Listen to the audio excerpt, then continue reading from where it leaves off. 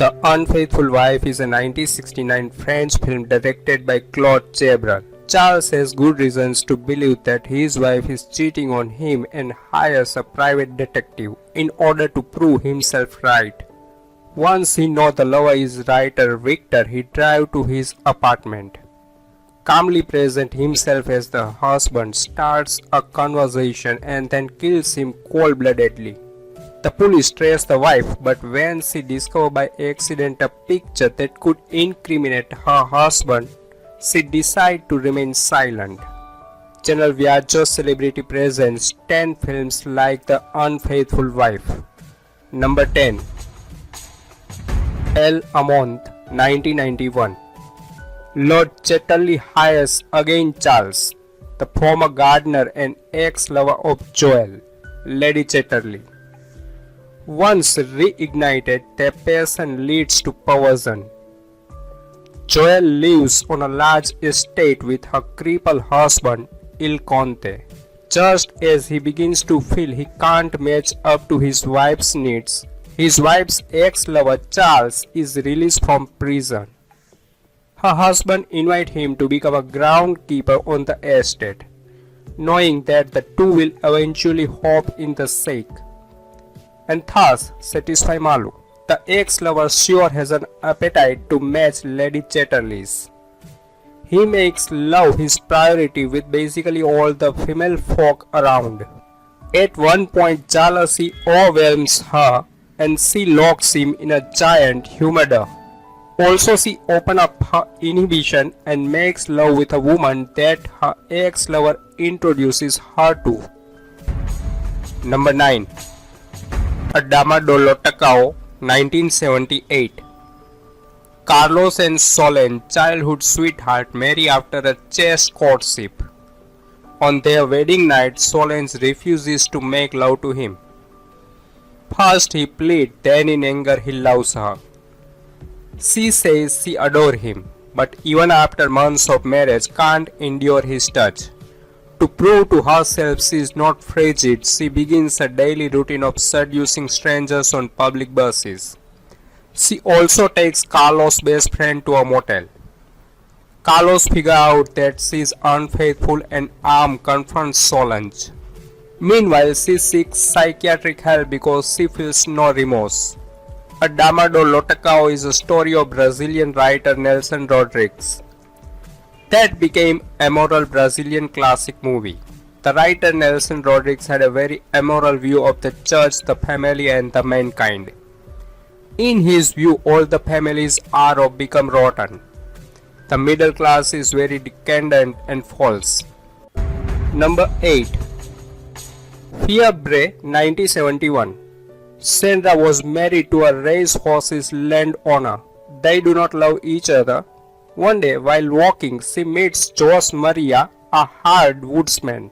They become lovers, and the basis of the relationship is unrestrained love, irresistible to both. But after some time, the husband finds out the relationship. Armando Bo was an Argentinian actor and sportsman who started producing directing in the 50s. He was a good director but nothing special until he met Isabel Shirley, who was Miss Argentina of 1954. Their first movie together, Il Trueno entre las Hojas, had an amazing success mostly because Isabel came out from water. Armando Bo, who at the time was already Shirley's lover, made her his partner in production and started a long series of movies with Isabel. In 1968 and 1969, the duo gets their best and produce their three masterpieces, Carne, Fuego, and Fiebre. Three films that are unique in the world. Three films that influenced John Waters big time and were a clear precedent to his revolutionary work. Three films that are the closer that Argentinian cinema got to a national cinema style. But in Argentina, Bo was forbidden and imprisoned many times for obscenity. Number 7. Submission, 1976. In wartime France, pharmacist Ellen begins an affair with her shop assistant Armand, but she soon becomes dominated by him. He demands more and more from her. humiliating her and putting her family at risk. On a 1940 France, just before the Great Invasion, Eileen is a pharmacist who is married to a dull Professor Henry and has a daughter Justine. She is an attractive woman but has let her passion fall dormant. One evening, the pharmacy clerk Armand makes a pass at her when he thinks she is Juliet, another employee. Soon she let the patient overtake her and she begins an affair with him. But he soon starts making ever-growing demand to her, forcing her to have love under the pharmacy counter and forcing her in front of a female employee of the pharmacy. Among other demands, effectively turning her into his slave. When she finally let herself admit her submission to him, he demands her daughter to prove she'd do anything for him. Number 6. Good Morning and Goodbye, 1967. Tales of 11 losers are told and interwoven. But can't satisfy Angel, so she seeks the arms of another man, who is caught by Angel in the arms of another woman. Angel end up with Justine, who end up with a co-worker's wife. As Angel and Bert argue, a sorceress watches and eventually seduces Bert while Angel gets to know Ray, who had previously chased a blonde girl down on the coast. You get the idea. Good Morning and Goodbye is one of the movies from Russ Meyer's soap opera period. It isn't really a comedy as such, it's more of an extremely over-the-top melodrama. It's basically about a rich but impotent husband and his dissatisfied wife, who due to the lack of romance firework at home takes a blue-collar lover. She does not hide this fact from her husband at all. This leads to all manner of confrontation where men and women talk harshly to one another Meyer style. Number 5. La Mujer del Juez, 1984. Paz and Miguel have a seemingly happy marriage. But after moving to Logroño, where Miguel has been transferred as a judge, their life as a couple falls into monotony and suffers a serious crisis of passion. As a result, she begins loving a relationship with Alfredo.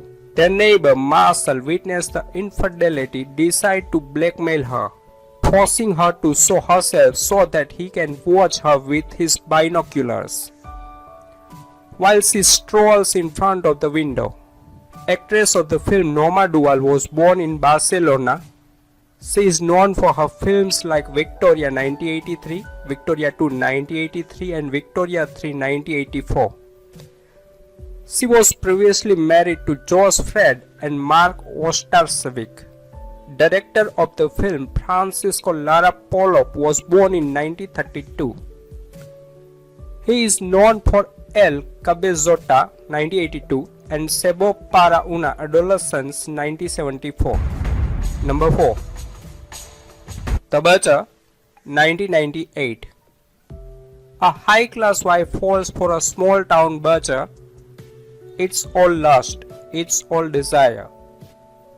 Elena, a dissatisfied wife, is brilliant and initiative-driven woman who runs an art gallery in Palermo. Her husband Daniel, a well-educated and intelligent conductor, is often distant in every sense, while waiting to adopt the child they cannot have. In the life of her comes a joking butcher and prodigal of mischievous allusions, which arouses in her an irresistible attraction. This film lacks more things like a more inspired final and more consistent content. Many scenes do nothing than to be a tour guide showing us Palermo. But even as it is, it's not a bad film. It is very realistic with problems extracted from real life.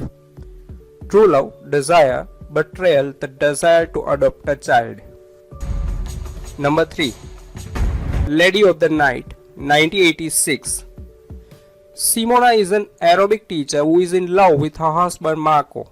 One night while walking the dog, she is attacked in the atrium of the building where she lives, and she gets unexpected pleasure. Shocked by her reaction rather than the actual aggression, she decides not to say anything to anyone, including her husband. From that moment, it becomes increasingly difficult for her to control her desire. It becomes increasingly difficult to refuse many advances she receives from men. In fact, she ends up provoking and encouraging, perhaps unconsciously, complete strangers. This movie might cross a line for some when it comes to love intrusion or maybe even force. There are scenes in this that are borderline to say the least. There is nothing explicit in it, but men forcing themselves onto a woman. Though the woman has a hunger and a need for romance in general, it would seem that it crosses this aforementioned line. Number 2. Lipotaktis, 1970. A Greek army deserter hides out in a farm where a neglected wife and a passionate farm girl destructively compete on who should win his affection.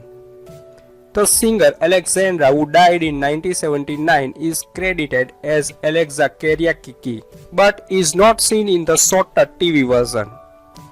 This was her second film after The Avenue of Hate 1968, directed by Nicholas Foskolos. Christos Kefalas may have directed this film back-to-back with Ohi, for which he received 3 awards at the 1969 Thessaloniki Film Festival. Both are anti-war movies. The credit presents Stefanos Stratigos as the protagonist in The Common Sense of Special Appearance by. Number 1. Monamour, 2006. After 6 months of marriage, the attractive, free-spirited and insatiable housewife Marta already feels the passion wane and the desire for her literary editor husband Dario with her.